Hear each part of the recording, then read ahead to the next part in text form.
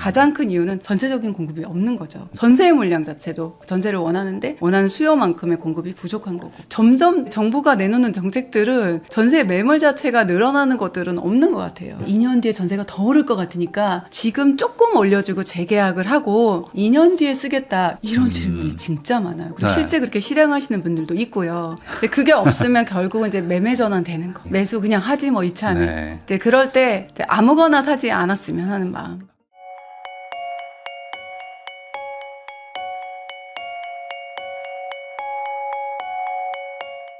재개발은 진화이스 채널 운영하고 계시죠? 재개발 전문가 진화이스님하고 이야기 나누고 있습니다. 전세, 월세 얘기 좀 여쭤보고 싶은데, 사실 매매를 지금 뭐 갈아타기 하고 싶다 뭐 이런 분들이 지금 뭐 대출이 안 돼서 못 가는 거는 어찌 보면 좀 행복한 고민입니다. 어쨌든 지분 하나 있으시니까. 네, 맞습니다. 비고주율 주택자도 어쨌든 지분이 있으니까 뭐 어떻게 하면 되는 건데, 지금 무주택이신 분들 입장에서는 대출은 안 나오고, 근데 전월세도 0 이런 상황이란 말이에요. 그러니까 지금 집에서 이사 가면 어떻게 해야 되는 거지가 지금 답이 잘 안 나온다 말씀하시는 분들이 많은데, 전세 시장이 이렇게 0이 될 정도까지 이렇게 줄어드는 거, 이게 네. 원인이 뭐라고 보세요 지금? 근데 이것도 결국은 이제 공급 총량이 없어서 네. 그게 가장 큰 것 같아요. 사실 우리 올파포 입주할 때 이거 입주장되면 전세가 내릴 거라고 기다리신 분 꽤 많거든요. 근데 그때 사실 가장 처음으로 입주장 12,000세대 입주장인데 전세가가 안 내렸어요. 네. 없었어요. 그 이후로 이문경 뉴타운 같은 경우도 이제 그때 전세를 맞출 때 대출이 안 나왔었거든요. 그래서 전세가를 내리는 분위기였는데 웬일로 현금을 6, 7억씩 싸들고 들어오는 거예요. 그래서 다시 마지막에 가격이 올라갔어요. 이유를 물어보고 현장에 있는 중개사님들한테 여쭤보면 전세가 없다. 그리고 와서 그 돈 들고서 이렇게 들어온 사람한테 물어보면 신축 전세 살아보고 싶다. 여기 말고는 없다.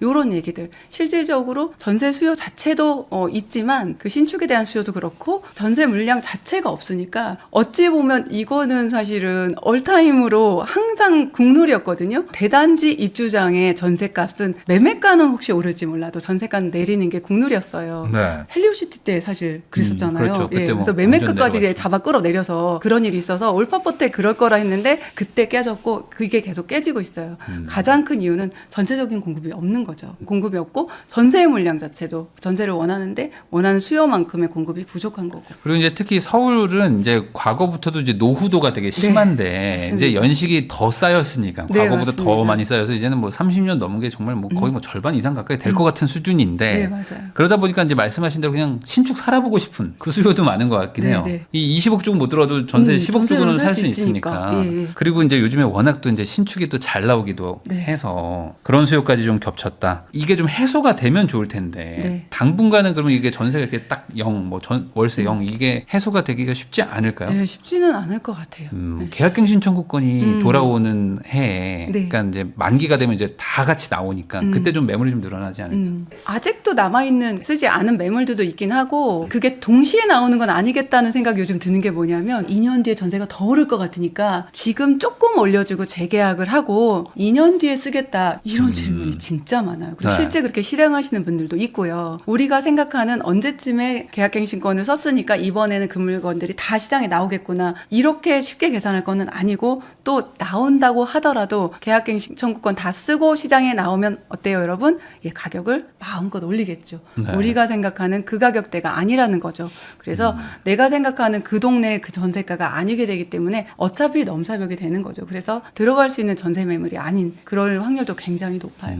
지난번에 그 금리 인상기랑 네. 계약갱신권 종료기가 딱 맞은 22년, 23년에는 전세가가 그냥 막 폭락을 해버렸는데, 맞아요. 이번에는 그렇게 금리 인상이 막 오지 않는다면 방금 말씀하신 것처럼 갱신권 종료 만기가 된 물건들도 어차피 비싼 값에 다시 재계약이 될 나오게. 것이다. 근데 지금 현재 정부가 어쨌든 간에 전세 대출을 좀 조이고 있는데, 그렇게 되면 이제 뭐 반전세 같은 걸로 많이 가겠네요. 반전세로 갈 확률이 되게 높을 것 같아요. 아까도 말씀드렸지만 임대인도 조금 요즘 점점 선호하는 식으로 바뀌고, 네. 또 임차인도 아예 월세는 좀 부담이 되니까 그렇게 하는 방식으로 좀 전환을 하는 분위기인 것 같아요. 네. 그러면 여러모로 어쨌든 월세화가 진행되는 거는 네. 좀 막을 수가 없을 것이다. 그리고 현 정부도 어쨌든 월세화를 뭐 그렇게 마냥 이렇게 나쁘다고 생각하지는 않는 것 같긴 해요. 어떤 뭐 모든 정책과 이런 네. 것들 보면은. 표면적으로 전세를 말살시키는 정책을 하겠다는 말은 없지만 아니지만 전반적인 게 전세 없어지는데 상관없다라는 정책과 태도인 것으로 저는 보여요. 사실 전세는 저희 대한민국에만 있는 거죠. 사실 사회초년생들이 뭐 부모님한테 조금 받아가지고 저희 때는 사실 빌라 전세부터 이렇게 시작해서 그 돈은 안 쓰고 거기에 돈을 모아서 내 집 장만하는 정말 디딤돌로 사용을 했었는데 지금은 조금 이제 분위기가 많이 달라진 게 전세 대출이 들어오면서 전세 대출을 통해서 훨씬 좋은 집에서 사실 내 돈이 아닌 것을 가지고 이제 시작을 하다 보니까 그런 디딤돌의 개념이 좀 없어지고 어떤 면에선 투자자들의 좀 이제 도움을 주는 투자는 갭 투자하는 데 도움을 주는 그런 역할들을 해왔던 게 사실이에요. 그러다 보니까 그걸 조금 없애려고 하다 보니까 자기 돈으로 전세 살던 사람에게까지 좀 피해가 가는 그런 구조인 것 같아요. 현재는. 사실 전세 대출이 들어오면서 원래 내가 살던 집들보다 더 좋은 집으로 이제 대출 받아서 전세를 많이 들어갔잖아요. 그렇죠. 네. 근데 사실 뭐 그게 투자도 아니고 그냥 거주비가 늘어나는 건데 그렇죠. 월세라면 못 갈 집도 네. 가서 한번 살아보자 네. 라는 마음에 이제 가시긴 했었는데 그 부작용이 많아서 네. 근데 이제 우리 젊은 친구들이 열심히 계산기 잘 두드리잖아요. 뭐냐면 그 전세 대출 이자가 사실 그 정도 집에 월세 사는 것보다 저렴하더라. 예. 그 부분은 많긴 한데 조금 이제 꼰대 같은 소리 제가 한번 하자면 그래도 젊을 때 그런 이자조차도 안 내는 곳에서 시작을 하면 더 빠르게 돈을 모아서 그런 새 집을 더 빨리 장만할 수 있다. 이 이야기를 좀 해주고 싶기는 해요. 그렇죠. 원금 2억에 전세 대출로 막 100만 원 낼 거면 네, 차라리 맞아요. 그냥 전세 한 3억짜리로 가서 고생을 해야죠. 맞아요. 차라리 더 고생하고. 그리고 그거 있어요. 고생하면 빨리 내 집 사고 싶어요. 진짜 맞아요. 독한 임대인 만나서도 빨리 사고 싶지만 변기물 안 내려가는데 비 오면 꼭 비 새는 그 집에 그 방에 우리 애 공부하고 있거나 그럴 때 속상해서라도 그때 허리띠 더 졸라매고 더 빠르게 내 집 장만 할 수 있는 거거든요. 네. 근데 이제 요즘의 트렌드는 사실 그런 고생 자체를 안 하고 싶고 그리고 맞습니다. 그런 고생을 하지 말고 차라리 어떤 뭐 코인이나 주식 같은 걸로 한 두세 배 불리면 맞습니다. 한 방 해결되지 않겠냐라는 생각을 하시는 분들도 많은 것 같기도 네. 합니다. 근데 이런 시대의 흐름을 사실 막을 수는 없잖아요. 지금 신혼부부의 거의 75%가 아파트에서 시작하고 있다고 네, 하는데 네. 옛날처럼 뭐 빌라 가서 신혼집 해라고 한다고 뭐 갈 수 있는 것도 아니고. 맞습니다. 그러면 이 상황을 결국에 해결해야 되고 근데 전세도 없고 월세도 없고 반전세도 지금 다 주거비가 올라가면 정부한테 어쨌든 해결하라는 압박의 그 민심이 늘어나지 않겠습니까? 그래서 보면 항상 전세 대출 같은 것들도 전세가가 올라갈 때 그렇게 해준 거잖아요. 네. 이거 뭔가 민심을 좀 이렇게 네, 누르기 맞습니다. 위해서. 네네. 그럼 이번에도 뭔가 그런 대책이 나오지 않으면 이게 해결이 안 되는 것 같은데 어떻게 보세요? 지금 전세가가 올라가서 대출로 그걸 해결할 수 있는 거는 그런 정부가 도와줄 수 있는데 전세가 없는 것 자체를 도와줄 수는 없어서 네. 우리가 이제 저렴한 아파트 이제 매매나 이런 것들은 가격을 어떻게 조절을 하면은 또 거래가 가능할 수 있어요. 전세 공급 자체가 없는 거를 지금 정부에서 해줄 수 있는 거는 없지 않을까. 어디다가 지어서 뭐 공급을 해준다. 이것도 그만큼의 시간이 또 걸리고 또 우리가 원하는 그런 정도의 전세가 아닐 확률이 굉장히 높고. 그리고 제가 좀 걱정되는 거는 사실 토어제 같은 거를 풀면 오히려 이제 갭 투자가 늘어나니까 갭 투자의 부작용이라고 할 수도 있지만 순작용은 어쨌든 전세 월세 매물이 늘어나는 거잖아요. 갭 투자를 한다는 거는. 네네 맞습니다. 근데 이게 토어제니 이런 것들이 점점 더 늘어나고 실거주를 강조하면 전월세 쪽에서는 답이 없는데. 답이 없어요. 네. 진짜로.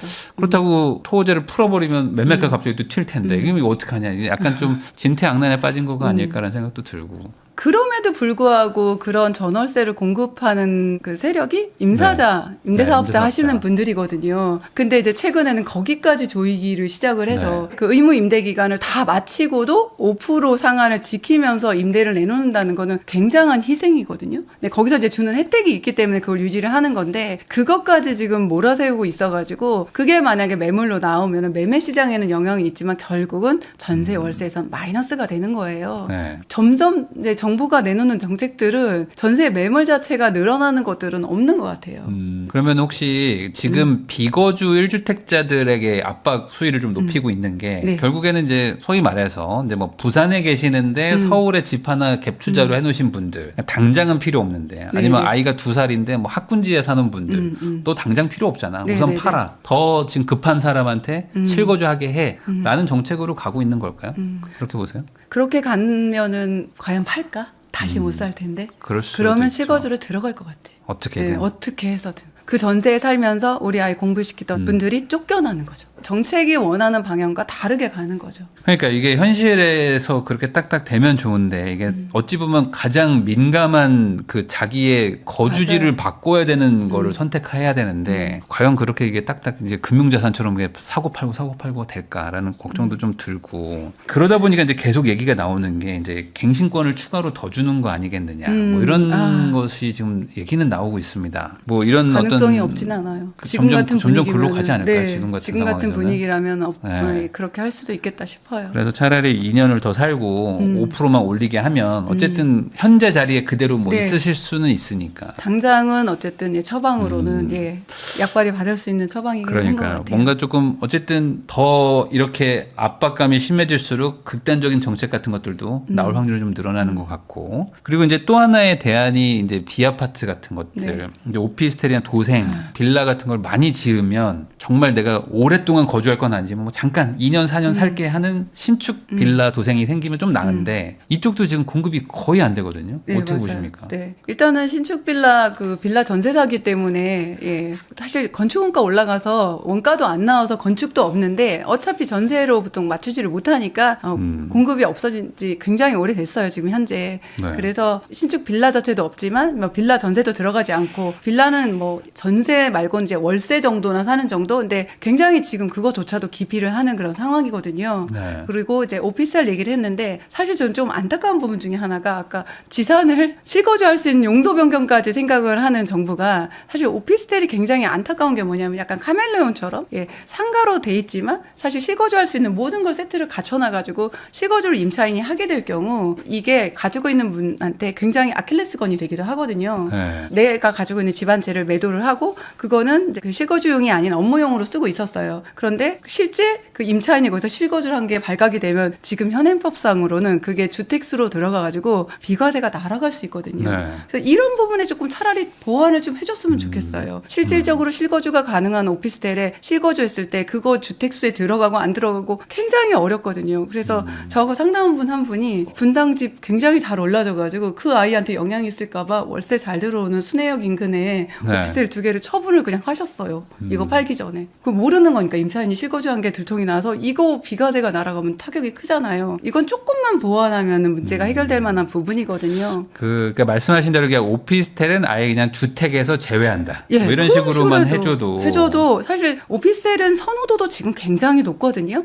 평수가 작아도 되게 안전하고 깨끗하게 거주할 수 있는 거주 환경이 조성이 되기 때문에 네. 임차료도 좋고 선호도도 굉장히 높아요. 근데 이걸 보유하고 있는 사람들이 이런 문제 때문에 계속 전전긍긍해야 된다면 아쉬움이 많죠. 네, 아까 말씀드렸지만 지산을 개조할 생각도 한다면 네. 오피스텔에 대해서는 좀 규제를 좀 확 풀어서 이건 임대용으로 써도 주택사고는 무관하게 운영을 할 수 있게 하면 얼마나 좋을까. 종부세를 제외해 준다든지 예. 뭐 대출 같은 걸 해준다든지. 네. 사실 이거 시세 차익도 나는 거 아니잖아요. 보통 오피스텔 누가 가지고 있냐면 이제 정년퇴직 하시면서 월세나 네. 받아볼까 상가 이런 건 관리하기 힘드니까 그러면서 보통 가지고 계시거나 작은 월세 현금으로 만드는 정도거든요. 그러면 서로에게 상생하는 종목인 것 같아요. 그래서 이 부분이 조금 더 다듬어지면 조금 큰 힘을 실어주지 않을까 싶습니다. 사실 지금 오피스텔은 지금 현 제도상에서는 상당히 애물단지죠. 뭐 있으면 오히려 네. 지금 너무 불리해지기 맞아요. 때문에 그냥 차라리 없었으면 좋겠다고 하시지만 거기 또 세입자가 있어서 맞아요. 여긴 또 이제 주택으로 취급받아서 또 못 팔고 네네. 막. 아주 심하게는 실질적으로 사업을 하고 있는데도 거기 싱크대나 이런 게 들어가 있고 샤워 시설이 들어가 있으면 주거용으로 본다는 그런 항목까지 있어가지고 도대체 이걸 어떻게까지 하려고 하는 건가 네. 그런 생각이 좀 들거든요. 빌라나 오피스텔 쪽에 좀 전향적인 대책이 나와가지고 네. 너무 이제 전세 사기도 있고 지금 네. 뭐 공급 분양도 아예 안 되니까 이걸 좀 살려보지 않을까라는 좀 기대감도 저는 좀 있었는데 전월세가 계속 이렇게 심각해지면 비아파트만 얘기를 하면 여기는 좀 풀어줄까요? 어떻게 보세요? 저는 풀어줬으면 좋겠어요. 이거를 예측해서 비아파트 투자를 먼저 들어가겠다는 사람들도 있잖아요. 재개발 말고. 사실 제가 상담받은 건 뭐냐면요. 아직 이제 구역 지정 안 된 곳에 빌라를 지어서 이제 네. 재개발도 될 수 있다 하고서 이거는 이렇게 사기도 치잖아요. 근데 진짜 그렇죠. 사기가 아니라 그렇게들 그분은 많이들 건설업을 얘기하죠. 하시니까 저한테 이제 유료 상담을 오신 거예요. 그러면서 이제 이렇게 지어서 분양을 하면 어떠냐 이렇게 말씀을 하시는데 제가 이렇게 말씀을 드렸어요. 기본적으로 여러분 건축행위 제한이 안 묶여 있다. 그 얘기는 너무- 예, 대표님 네. 얘기하신 것처럼 빌라를 계속 지을 수 있는 거예요. 무슨 얘기냐? 영원히 재개발은 안 된다. 그래서 재개발을 염두에 두고 그런 수요를 상대로 빌라 분양을 하기 위해서 투자하시고 그렇게 건축하시는 건 저는 안 될 것 같고요. 가망이 없고요. 그냥 지금 말씀하신 그걸 예상해서 빌라를 이제 건축해서 분양하는 거 얼만큼 거기에 좀 시장이 반응을 할까? 그걸 분양을 받을까? 그거는 사실 지금은 조금 퀘스천이에요, 저는. 그래서 저는 지금 걱정되는 게 이러다가 네. 결국에는 이제 전월세가 너무 부족해지면은 네. 전세 사기를 각오하고 그냥 오피스텔 빌라에 다시 전세를 들어가는 분들이 좀 늘어날 것 같고 야, 그럴 수도 그러면은 있어요. 결국에 다시 또 빌라 그 분양하시는 분들이 나타나서 이제 비싼 전세 끼고 다시 또 전세 사기를 또 그 구조가 또 나오지 않을까. 그림이 다 그려지더라고요. 그렇죠. 에어컨 해주고 냉장고 해주고 이사 거기 지원금. 이사 지원비 주고 거기다 플러스 전세 대출한 거 이자 2년치 다 내주고. 네. 그러면 그 말도 안 되는 전세값에 사람이 들어옵니다. 지금 여전히 요런 거 정도 진행이 되고 있고 그래서 제가 이렇게 말씀을 드리면 아예 그 빌라를 건축하는 것 자체가 얼마나 좀 뭐라고 해야 되나 수요가 없는지라고 생각해 볼 만한 게 뭐냐면 저는 그냥 수강생들한테 그래요. 정말 돈이 없어서 빌라에 전세를 들어갈 거면 그냥 월세를 살아라. 네. 이것도 이제 제 가까운 제 사촌 동생 얘기인데 진짜 불과 몇 달 전에 언니 만기가 다 됐는데 돈을 아직 안 주는데 달라고 말하면 되는 거지? 그래서 그래 얼마 남았어? 한 달도 안 남았는데 집을 보러 아무도 안 와. 자기 딸이 혼자 있는 거예요. 더 놀라운 건 법인이라는 거. 아 그래요. 그리고 가슴이 서늘해서 그냥 언니 2년 더 살까 하길래 절대 안 돼. 무조건 나와. 어떻게든지 돈 달라고 해서 무조건 나와. 그리고 시세를 봤더니 주변 시세보다 약간 비싼 거예요. 아이고. 너무 다행인 게 대출 받아서 주셨다고는 하더라고. 어떤 대출인지 저는 모르겠어요. 그래서 딸내미 그냥 월세 들어가게 해. 그리고 얼마만 대주고 나머지 이제 대학 졸업했으니까 벌어서 내라고 해. 이렇게 했거든요. 여러분한테 제 동생한테 한 조언이에요. 똑같이 말씀드릴게요. 네. 그냥 빌라 전세는 들어가지 마세요. 빌라 사업 안 될 것 같죠? 그러니까 다들 이렇게 얘기하는데 누가 네. 들어가겠어요. 그쵸. 그러니까 이제 네. 말씀하셨던 대로 이제 신축을 지어가지고 이제 잘 모르는 분들한테 그냥 새 집이니까 잠깐 네. 사세요. 뭐 보증됩니다. 이렇게 또 속여서 또 하지 않을까라는 생각도 좀 듭니다. 그러면 이래나 저래나 지금 전월세 쪽에서는 당장의 해결책은 좀 없는 것이고 네. 주거비 상승을 감수하고 어쩔 수 없이 뭐 그냥 가야 된다. 네. 이제 그게 없으면 결국은 이제 매매 전환 되는 거. 매매 전환이. 매수 그냥 하지 뭐 이참에. 네. 이제 그럴 때 이제 아무거나 사지 않았으면 하는 마음. 네, 그것도 전세 대출이 아닌 분이나 가능해요. 전세 그렇죠. 대출이었던 분은 어차피 자기 돈이 없기 때문에 답이 없어요. 그냥 뭐 월세 올려주고 사는 네, 수밖에 없다. 네. 이렇게 정리할 수 있겠습니다.